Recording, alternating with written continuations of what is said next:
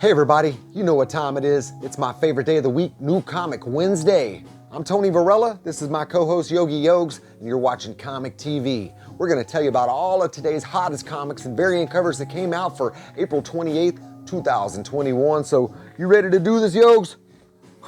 All right, let's do it.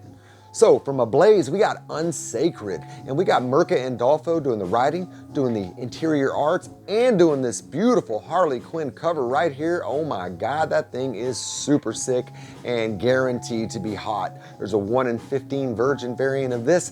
There is also a black background as well. I just settled on that regular cover right there, or cover C, or what have you. Next up, from AWA Upshot, my favorite title from AWA, and that's Erratic. Actually, Year Zero might have something to say about that, but I love this title. It is not getting its proper due, and I hope it does eventually. And another artist, writer, and cover artist all doing their own book, and that is super dope to me. I just can't imagine having that much talent. And this book is well written. The interior art style, very different from Kari Andrews' regular cover art style, which is very photorealistic. Both styles are excellent, and I love them. And Kari Andrews' Iron Fist, the living weapon, is very hot right now too, so check that series out, as well as Renato Jones if you want to see some of Kari Andrews' interior art and writing. So super duper stuff right there. All right, next up, from Boom Studios, one of the hottest titles going right now, Berserker, written by Matt Kent and Keanu Reeves. We got Ron Garney doing a little bit of a scratchy job on the interior art. I like it, but I could like it more. Let's see, we got Rafael Grandpa doing the regular cover here. Went ahead and snagged me the foil cover. I got that at a comic shop at regular price. Some of the comic shops I went to today were marking theirs up, but I managed to get this one at cover price. Man, I went to 4 comic shops trying to get certain issues today, so you're gonna have to hear me talk about some of them, and I'll put them up on my thumbnail, the ones that I didn't get today, and I'll be sure and talk about them in a little bit. I was also able to grab the Raphael Albuquerque foil variant, giving the Raphael's a lot of work there. And I've been picking up all these Berserker cover foils. Man, this title is so heavily ordered, so you kind of got to work around to get something unique or a low print run, and if you can't afford the 1 in 1,000 signed Keanu Reeves variant. But this one here, that one's very pricey. Paid 40 bucks for that, and they were going for as much as 100. I've been seeing them recently around 60 bucks, but I didn't want to miss out on this. Dan Moore is doing the cover art on this bad boy, and that's beautiful. Got somebody's spine in his hand. Pretty cool, pretty cool. Dan Moore doing a lot of stuff right now. He's on Once and Future. He's also on Batman Detective. He's been doing some cover art too, but his cover art hasn't been as awesome as he is capable of. So I hope in the future he'll be knocking some of those out of the park. This is Once and Future right here, written by Kieran Gillen, interior art and cover art by Dan Moore. This book is really dope, man, and his interior art is excellent. Excellent stuff, and lots of Camelot lore in this, so if you like that type of stuff, Knights of the Round Table and that whole bit, really weaves it into this story, so very cool stuff. Definitely recommend you get on that title, and it's pretty hot as well. I don't think anything as hot as Something is Killing the Children right now, and this is a free comic book if you purchased 2 issues of the Berserker. Some people were doing it different, had different rules. They came out with a certain rule, and then I don't know. Anyway, I'm happy that I was able to grab one from my local comic shop, and I grabbed another one from another spot as well. And I had to buy the number 2 to get it from my comic shop. The other one, I just grabbed it off the shelf. I don't even think they charged me for it. But I did buy a number 2 there as well. But anyways, Weather Deladera does the interior arts on this book. Of course, James Tynion is writing it, and him between this and Batman and Department of Truth, man, that guy is just killing everything he touches, except for that Wind series. I didn't really care for that. This cover is done by Francisco Mobley. This was really sought out in the early going, but there's been a lot of talk that the print run on this is around 75,000. I don't know that that's true, and I didn't see a whole hell of a lot of them out on the hunt today, so didn't seem like it. And I didn't see any of those third printings, so I don't know if people pre-ordered them and I just didn't see them hit the floor or what, but I was been stuck out if I hadn't grabbed that one. Jenny Zero, this book came out last week and was recalled. Supposedly had some pages out of order or some such. I thumbed through this book and I don't notice the pages out of order, but maybe once I read the story I'll notice it more, but seems normal to me. The replacement issues aren't supposed to be out till March 5th, so I'm pretty sure this has to be the error. So going for about 20 bucks on the eBay, was up as high as 30 bucks. I mean, I don't know why people collect error books that affect the book. I don't get it, but anyways, I wanted to read it anyways, so might as well grab it, especially if I can sell it to some OCD collector one day that has to have all the recalled versions. So what am I looking at here? Oh, we got Cold Dead War, written by George Romero, the son of the Romero that does all the horror movies, Not a Living Dead and that type of stuff. So great lineage here, and I enjoyed the first issue a lot. Herman Ponce's art inside is pretty good. Not great, but or at least not my usual style that I love, but really nice. And I can't recall the other George Romero title that just came out, but I definitely prefer the art in that book. That book was super dope also. So good stuff so far. Sometimes the apple falls a long way from the tree, but not so with this apple. Good stuff. Department of Truth, as I mentioned, James Tinian's writing this book. We got Martin Simmons back on the art. Thank God. The previous two artists, especially issue number 6, I almost dropped the book immediately. I'm like, if this is going to be the ongoing art, I'm not looking at this. So thank you for bringing back Martin Simmons, and I hope we don't have any long breaks. And if we do, I hope we have a similar artist in style. Give us a Phil Noto or something, for crying out loud. We got the Bill Sienkiewicz cover right there. And there was a pretty cool Scotty Young cover, and there's always a bunch of aftermarket variants if you want to get some exclusive covers. That Rose Besch cover that was on sale this week is one of note, but I love Besch's new stuff, but I did not like her... what's the new character from Batman, Miracle Molly variant, and I didn't care for the Department of Truth. But I do promise I have the Spawn number 2, 1 in 25 variant in the mail, so I don't know when I'm going to get it. The mail has been terrible this week. I got a lot of stuff I'm expecting, so hope to see it soon. As I mentioned, I got the Spider-Woman, and I also have the Vampirella cover from Rose Besch on order, so hopefully I'll be able to get all those out and show them to you at once.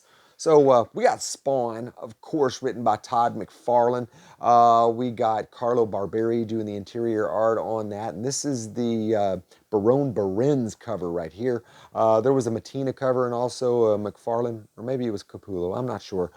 But normally at the cover price of $2.99, I usually buy them all. But man, I had a big fat comic bill today. I basically took my budget and wiped my rear end with it. It's pretty sad deal. I'm feeling some buyer's remorse, Yogs. Feeling some buyer's remorse. Cult of Dracula number 2 from Source Point Press. It was an interesting read. It was decent, but the interior art did not really grab me. Rich Davis is doing the writing. Henry Martinez is doing the art. I'm mainly getting it for this Shannon Meyer, and honestly, I would not have gone to an issue 2 had not Shannon Meyer done another cover. So, what do you think of this cover right here? Not bad. So this book came out last week. This is Nightwing number 79. Now it's written by Tom Taylor. Bruno Redondo is doing the art, but I saw it on the shelf and I grabbed it again because it's the first appearance of a character called Heartless. Looks kind of cool. About $15, $20 on the eBay right now, so I went ahead and grabbed that one.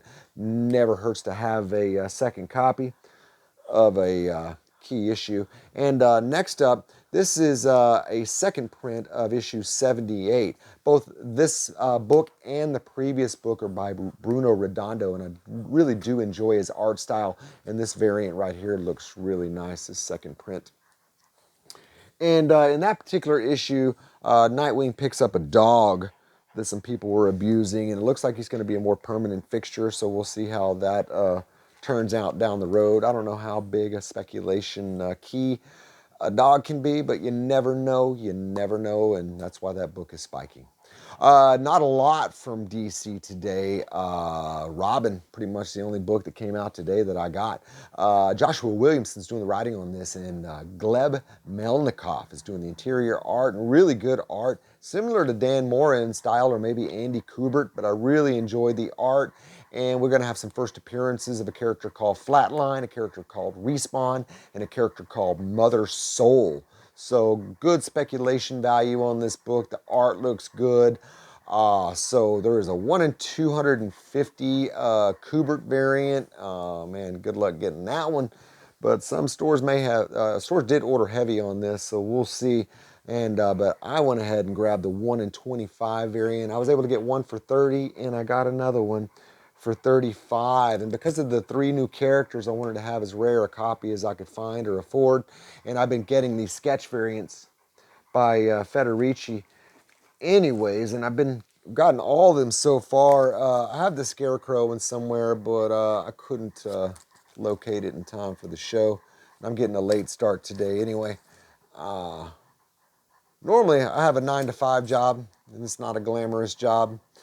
So one day I hope to make comics my job, but until then I usually have to wrap this video up, and you may see that some of them aren't the best or a little imperfect. I don't have a lot of time to do reshoots, so it's kind of one and done, most of these. So today's a nice day to have a chance to kind of measure my punches, you know what I mean? So I got Beta Ray Bill number 2 from Marvel, and this is another one that's writer, cover artist, and interior artist all by the same person, and that's Daniel Warren Johnson. This book was a lot of fun. We had Beta Ray Bill and Sif getting together last week or last month, and they were about to head to the bedroom, and she was like, yo, aren't you going to change back from your horse dude persona? Which is very unrealistic because most chicks would want you to turn into the horse dude, but I digress. He can't change back because Thor in the Thor run destroyed his hammer, which he needs to change back. So we'll see how that develops, and really cool issue. Very fun art style, not usual art style that I enjoy, but I did like it nonetheless. Next up, Black Widow, another new artist on this book. We got Rafael Della Torre filling in for Elena Casagrande, who I really, really love. But I gotta say, the Della Torre art is not bad at all. We got a new costume in here from Black Widow as well. Kelly Thompson's done a great job with this whole run. We're gonna get a new story arc. The last story arc was great. We're also gonna get the first appearance of a character called Lucy Wynn, and she's gonna get the nickname Marigold by Black Widow, so good speculation on that. If you think that character looks good and has some long-term hold on it, you might go and grab a more rare issue of that one. There are some variants of it. Speaking of variants, there was a 1 in 50 Delato, hence me running around to 4 different comic stores trying to grab that issue, but I was not able to, and I do not want to pay the eBay prices, and I already spent enough on today's comic day.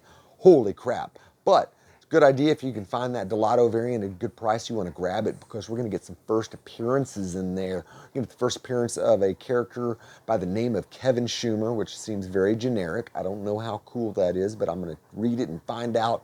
Another character called Threadneedle and one called Zoralo, who is a Wakandan. I don't know if it's from the Dora Milaje or what have you, but again, I'm going to read it and check it out. Can't go wrong with this awesome Alex Ross cover, though. Where they did go wrong was the Yildiray Sinar art inside. Not good. Not good at all, Yogs. Yeah, I need some consoling because that art was terrible, bro. And I drove all over the Metroplex trying to find that cover, bro, and I couldn't do it. I couldn't do it. Drove all the way to Clearwater, hour and 15 minutes. And asked, do you have the Delato variant? Yeah, but I'm holding it for somebody. Bummer. Oh, anyway, the writer on this is Kurt Busiek, so I hope this title is good. Next up from Marvel, we got Star Wars Empire Strikes Back, the whole anniversary cover collection. We got us a movie cover. You all right, bud? You all right? We got us a movie cover by Noriyoshi Ohari, and man, that thing is really good. You can really get up in there and get a good look at that, and it is detailed to the max. Another super awesome cover, title that I don't normally enjoy on a regular basis. Gary Dugan's writing style is just a little bit hokey. Patrick Zurcher's doing the interior art. It's decent. I got it for this Alex Horley cover. If you remember, he did a 1 in 100 variant for Venom that was super dope. Been trying to pick one up on on a sneaky snipe on the eBay, but so far I hadn't been able to grab it.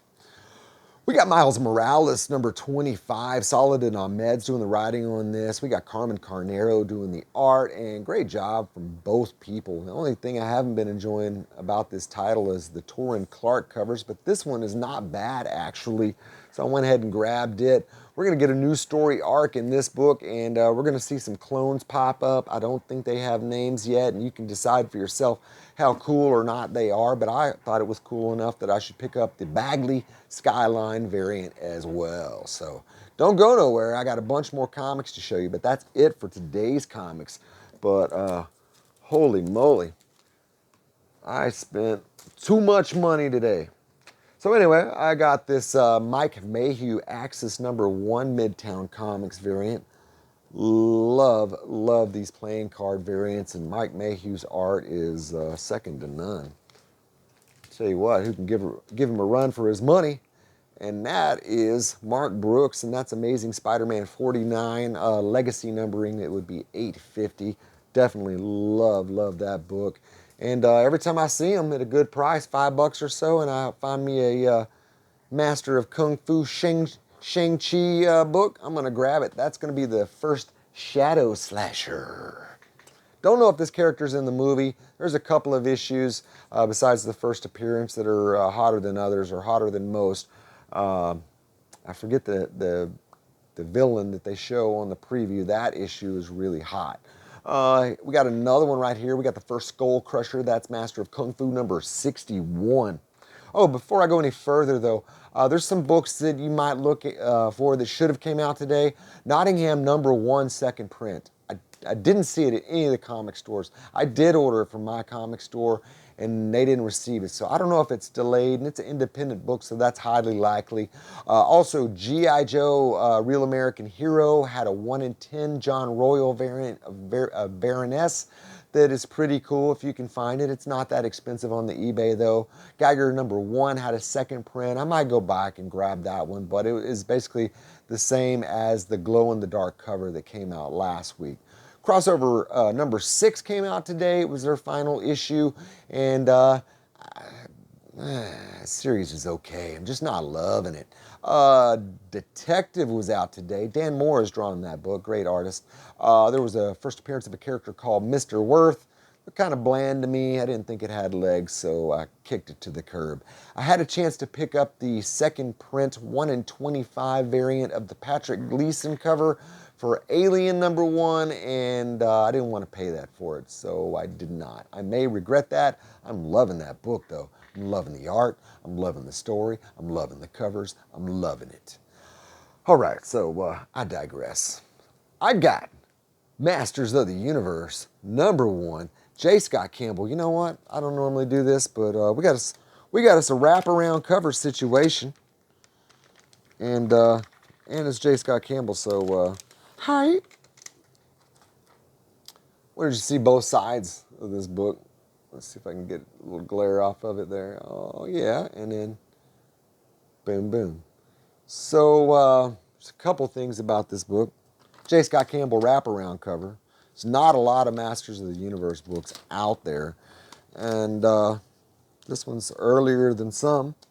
But most importantly, you get a preview of Invincible, and that Invincible number 1, $700 or more, probably more. So man, if you can find that book, I've got like issue 15 on. That first 15, I could sell all the rest of them and still not be able to buy those first 15. And that series, oh man, I'm absolutely loving that series. Oh, that last episode.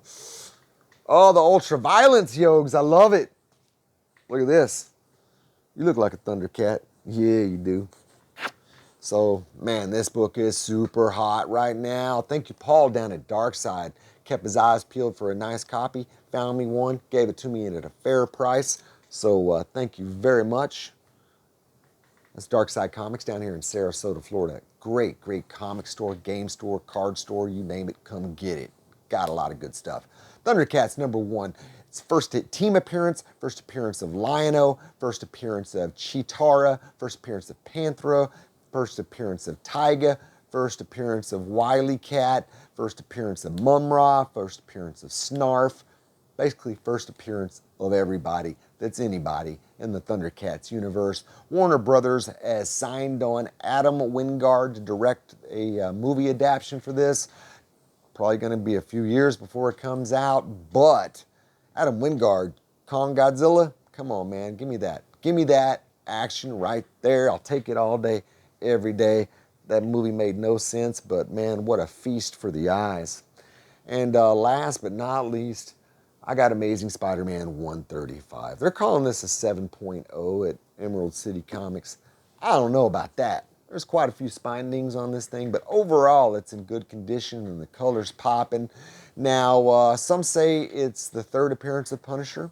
Some say it's the second appearance of Punisher. You had the first appearance of Punisher in Amazing Spider-Man 129. Nobody's arguing about that. He was right there on the cover. But Amazing Spider-Man 134 had a really small cameo appearance from him, and it did have the first appearance of a villain called the Tarantula. So some people call that a second cameo, and this the actual second. You can call it whatever you want. I call it a sweet Spider-Man book with an early picture of Punisher right on the cover. Love it, long time. And you know what else I'd love long time is if you'd look down and you hit that like and subscribe button. I'd also like it if you told your friends, told your kids and your wife where to see all the hottest comics and variant covers every week. We'll see you next time. Thanks.